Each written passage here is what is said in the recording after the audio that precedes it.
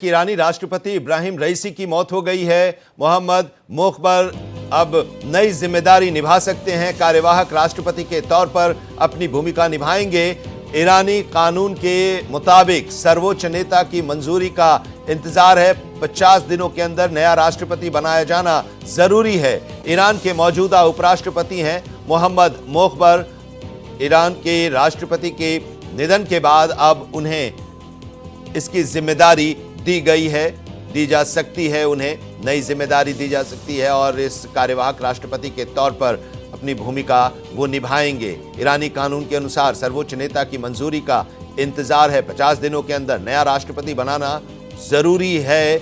Iran के मौजूदा उपराष्ट्रपति हैं मोहम्मद मुख्बर, जो ये जिम्मेदारी को निभा सकते हैं जो अभी खाली हुई है राष्ट्रपति रईसी की मौत के बाद। हेलीकॉप्टर क्रैश में ईरानी राष्ट्रपति रईसी की मौत की पुष्टि कर दी गई है। प्रधानमंत्री नरेंद्र मोदी ने राष्ट्रपति रईसी के निधन पर दुख जताया है। सोशल मीडिया प्लेटफॉर्म एक्स पर पोस्ट कर लिखा है कि भारत दुख की घड़ी में ईरान के साथ है। प्रधानमंत्री ने लिखा है कि इब्राहिम रईसी हमेशा याद रखे जाएंगे। भारत ने दुख की इस घड़ी में ईरान के साथ खड़ा रहने का वादा किया है और हमेशा याद रखे जाएंगे। रईसी प्रधानमंत्री नरेंद्र मोदी ने अपने सोशल मीडिया अकाउंट से जो पोस्ट किया है उसमें साफ तौर पर लिखा है कि दुख की इस घड़ी में भारत ईरान के साथ खड़ा है और मोहम्मद रईसी, इब्राहिम रईसी हमेशा याद रखे जाएंगे। रईसी की मौत की पुष्टि कर दी गई है। हेलीकॉप्टर हादसे से जुड़ी बड़ी खबर हम आपको लगातार दे रहे हैं। इस हादसे में ईरानी राष्ट्रपति इब्राहिम रईसी की मौत हो गई है। हेलीकॉप्टर क्रैश में रईसी समेत सभी लोगों की मौत हुई है। रईसी के साथ हेलीकॉप्टर में विदेश मंत्री भी मौजूद थे। हादसे में पूरी तरह तबाह हुआ हेलीकॉप्टर।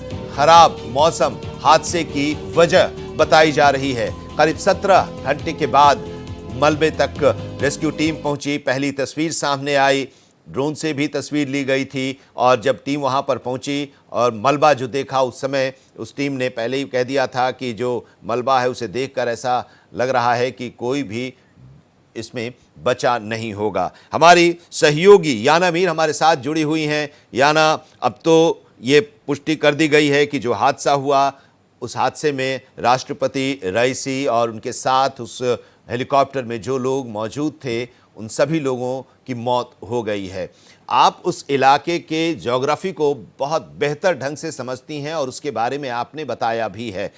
उसके पहले ज़रा ये बताइए कि अब वहाँ पर जो एक संवैधानिक संकट है उसे पूरा करना है क्योंकि राष्ट्रपति का पद अब खाली हो गया है। क्या वहाँ पर इस वक्त कवायद चल रही है? देखिए, मौजूदा सूरत हाल कुछ ऐसा है कि मेजॉरिटी जो पॉपुलेशन है ईरान का, जो लोग हैं वो बहुत ही इस वक्त गमगीन है क्योंकि रात भर इब्राहिम रईसी के लिए सलामती की दुआएं कर रहे थे। तो ये उनको उम्मीद थी कि वो किसी तरह बच गए होंगे क्रैश के बाद भी, लेकिन ये न्यूज़ जो है डेफिनेटली एक सेटबैक है ईरान के लोगों के लिए। मगर कई ऐसे गांव हैं ईरान में, कई ऐसे इलाके हैं जहाँ पे लोग फायरवर्क्स भी कर रहे हैं, सेलिब्रेट भी कर रहे हैं क्योंकि ईरान का एक इस्लामिक रजीम जो है उसकी मुखालफत करने वाली कई तंजीमें हैं, तो उनके वो खुशियाँ जता रहे हैं इस चीज़ को लेकर। लेकिन मोहम्मद मुख्बिर के आने से ज़्यादा कुछ चेंजेस नहीं होंगे क्योंकि मोहम्मद मुख्बिर भी जो है एक तो जुडिशरी हेड भी है, दूसरा जो ईरान सुप्रीमो है खोमेनी, उनके भी बहुत नज़दीकी हैं। तो उनके इस पद पे आ जाने से गवर्नमेंट में और गवर्नेंस में कोई चेंजेस नहीं आने वाले, कोई तब्दीली या बदलाव नहीं आने वाली है। जिस तरह से ईरान की गवर्नेंस चल रही थी बिल्कुल वैसी ही चलेगी। और आपने बात की टेरेन की, मैं आपको बता दूं कि जिस हेलीकॉप्टर में ये हेलीकॉप्टर है जो क्रैश हुआ है वो बेल 212 की मेक है। बेल 212 की जो मॉडल होती है हेलीकॉप्टर की, वो एक्चुअली इस तरह के टेरेन पे, माउंटेनस टेरेन, पहाड़ी इलाके और हार्श वेदर कंडीशंस में चलने के काबिल हैं। यहाँ तक कि 15 तक लोगों को ये कैरी कर सकती है हेलीकॉप्टर। और ये हथियारों को फेरी करने के लिए भी यूज़ की जाती है, फायर फाइटिंग के लिए भी, एरियल फायर फाइटिंग के लिए भी यूज़ की जाती है। तो ये बहुत ही मजबूत एक हेलीकॉप्टर है। लेकिन ये भी हमें याद रखना है कि ये जो इसका मेक है, जो कंपनी है टेक्सट्रॉन, ये अमेरिकन कंपनी है और तो बहुत सारी साजिशें हैं जो सरफेस हो रही हैं। बहुत सारे लोगों को लगता है कि ये साजिश है जिसकी वजह से उन्हीं का जो काफिला था 3 हेलीकॉप्टर्स का था, जी। मगर इब्राहिम रईसी का ही हेलीकॉप्टर किस तरह से क्रैश हो गया, वो भी डिविएट होके अजरबैजान की तरफ जाते हुए। तो कई सारी थियरीज हैं। और ये भी बता दूं कि बेल 212 हेलीकॉप्टर पहले भी क्रैश हो चुका है, पिछले साल भी क्रैश हो चुका था इसमें यूएई के कोस्ट पे।